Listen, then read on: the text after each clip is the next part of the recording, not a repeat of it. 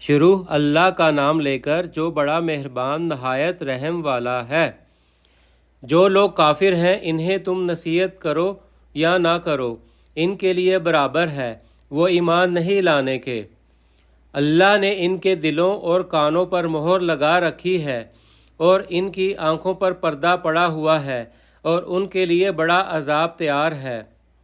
اور بعض لوگ ایسے ہیں جو کہتے ہیں کہ ہم اللہ پر اور روز آخرت پر ایمان رکھتے ہیں، حالانکہ وہ ایمان نہیں رکھتے۔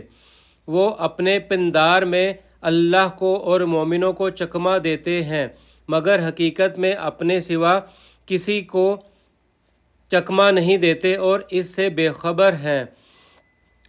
ان کے دلوں میں کفر کا مرض تھا، اللہ نے ان کا مرض اور زیادہ کر دیا اور ان کے جھوٹ بولنے کے سبب ان کو دکھ دینے والا عذاب ہوگا۔ صدق اللہ العظیم۔